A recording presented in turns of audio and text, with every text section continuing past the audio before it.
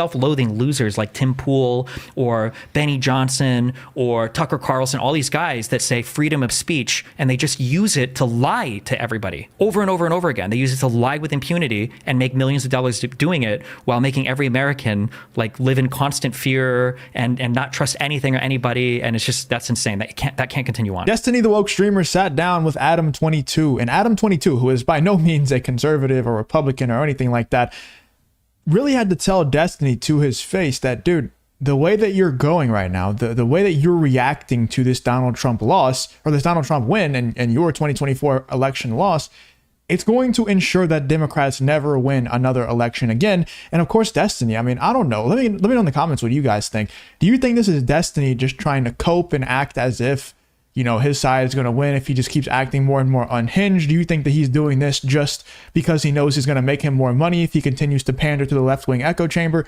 What do you think it is? Because it's very obvious that Destiny is going off the deep end ever since Donald Trump won the 2024 presidential election, but I just don't know why. Like, why is he getting more woke when all indicators say that you should get less woke? When Donald Trump won the popular vote for the first time in a long time for a Republican to do so, he did it. And this is like one of the most highly emotionally charged elections ever, where everybody was saying if Donald Trump wins, he's going to overthrow democracy and all this stuff.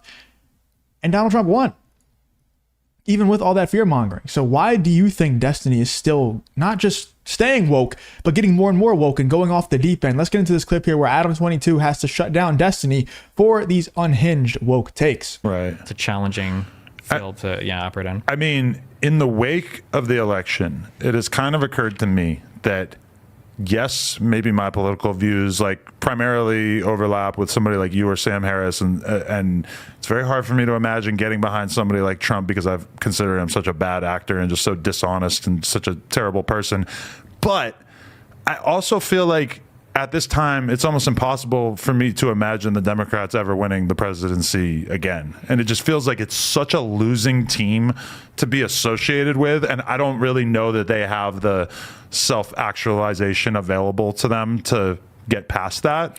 I understand what you're saying. I will say that reality is constructed in the mind, and the feelings that you have are oftentimes feelings that you're supposed to be having because they're given to you by the people that are like kind of controlling the media environment. And conservatives are very, very, very good at writing media narratives and kind of telling you how you're supposed to feel about a given thing. The election was pretty close. Like, that people keep calling it like a blowout or a landslide because like on the night that it was called, there was a 15 million vote difference. Right. But I think now, I think that's down to a few million. It's like 49.4 versus 48.5%. Like Trump doesn't even have over 50% of the popular vote anymore. Not to say that it wasn't a loss, but like every single incumbent party around the world lost. Inflation was just like a fucking murder topic for every incumbent party, basically, in the entire Western world. So yeah, like, do the Democrats have work cut out for them? Yeah, for sure. If you enjoy content like this, then make sure to leave a like and subscribe to the channel. It really does help me out a ton. Let's get back to the video. Sure. But is it like a hopelessly lost election that they can never come back from? I don't think so. Not even close. Like, this was like one of the closest elections in the last like 100 fucking years of like presidential elections. It just doesn't feel that way because of how the conservatives market it. But do you feel like the Democratic Party, like what is the proper like strategy going forward when it feels like someone like Kamala went so out of her way to distance herself from identity politics and all the extremist leftist stuff that like kind of permeates people's brains? Like even just yesterday I was watching, I forget what her name is, some black lady who got called into Congress and Ted Cruz is yelling at her and he's trying to get her to acknowledge why there are men's and women's sports, and she won't give like a straight up answer because the straight up answer would be like boys are bigger and stronger than girls. And like I feel like stuff like that just sticks to the brains of people who are undecided, and they are like, oh well, this particular Democrat refuses to be logical or honest about this topic, so therefore that kind of colors my worldview of every Democrat. Even though when you look at Kamala, it feels like she went very out of her way to not even bring up the fact that she was black or a woman. Or what? Yeah, because if you remember the Hillary time, bro, breaking the glass ceiling and this, and like Kamala, I guess she was a black woman, but that was like never. She's clearly cognizant of the fact that constantly talking about being a black woman is going to basically like close off a huge percentage of people. Or maybe let's just think about this. Let's just go ahead and consider this thought. Maybe Kamala Harris just isn't a black woman, and maybe that's why she didn't talk about being a black woman, because she got exposed so many times because she said she was a black woman, and everybody was like, hold on, you're not black. And then she stopped talking about it. Like, trust me, like I said, Adam 22, not even close to Republican conservative. He is on Destiny's side most of the time.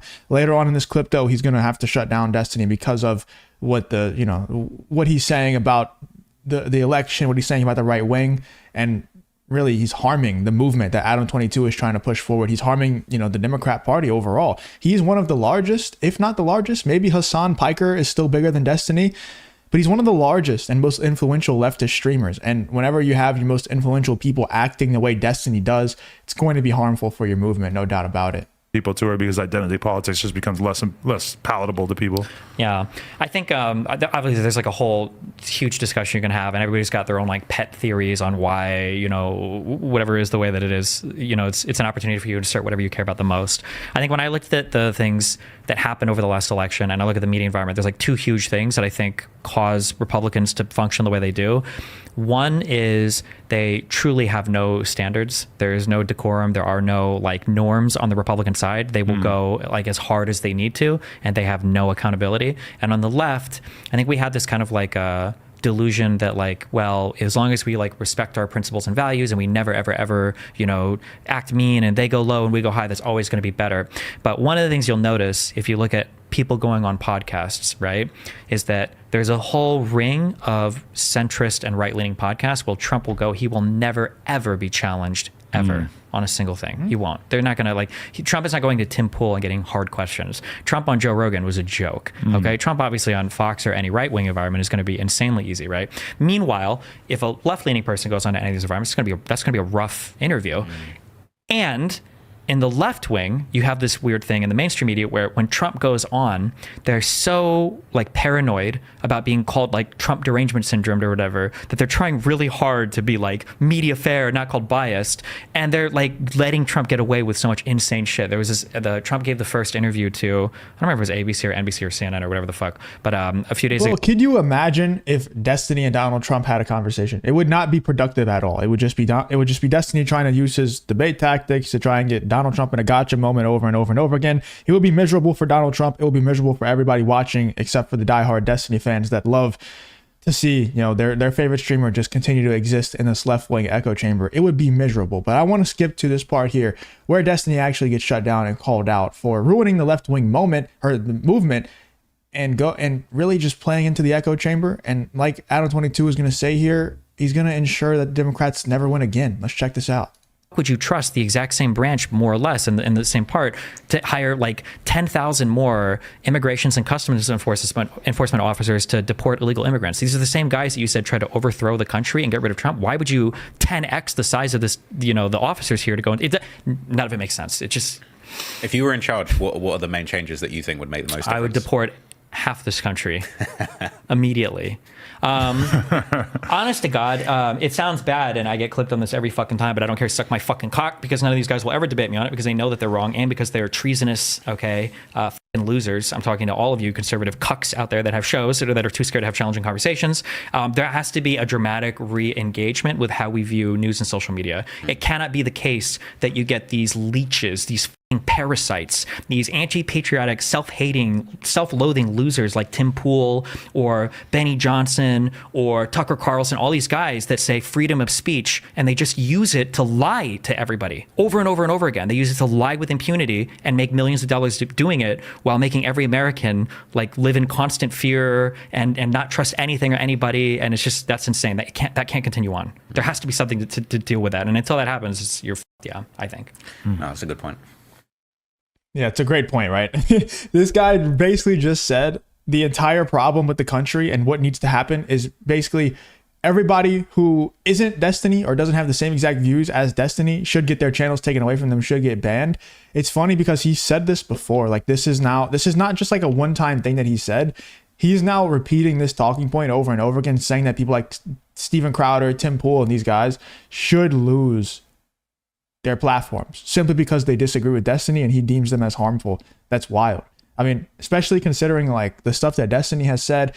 If you guys don't know, Destiny has straight up laughed at people who were at the Donald Trump rally that got shot by the bullet that did hit Donald Trump, that nicked his ear, and there was other bullets fired as well. One of the guys died at the rally, and Destiny has laughed at him multiple times and doubled and tripled down on the fact that he laughed at him for dying because he attended a Donald Trump rally. And he said that he would laugh at anybody in the future who attends a Donald Trump rally and dies at the rally. That's wild. That's a wild thing to say. I don't think someone having, in your eyes, the wrong opinion, unless it's harmful, unless it's, I mean, I guess you could twist anything to sound harmful if you're Destiny. To me, that's harmful rhetoric. The reason why these people feel so confident in shooting, healthcare CEOs of these healthcare companies and shooting at Donald Trump and all these people is because of people like Destiny and that kind of rhetoric where he makes it into a joke. And people are glorifying the assassin of, the United Healthcare CEO. Whether or not you agree with the decisions that the guy made, he doesn't deserve to die, and it's not worth you throwing your life away to go assassinate the guy. It's not worth it. It's not worth it. They're going to hire a new CEO, man. Like, it's not really going to change that much, And it's people like Destiny that their rhetoric that they spread, people like Destiny and David Pakman and The View and these people, they're at fault for this, and they're not taking any accountability. They're instead saying, oh no, it's Tim Pool's fault, it's Steven Crowder's fault, it's all those people's fault. They should get their platforms taken away. Absolutely wild. Let me know in the comments what you guys think about this whole Destiny and Adam 22 sit down situation and Destiny really calling out Tim Pool and Steven Crowder and these guys. Let me know in the comments what you think about this whole Destiny situation.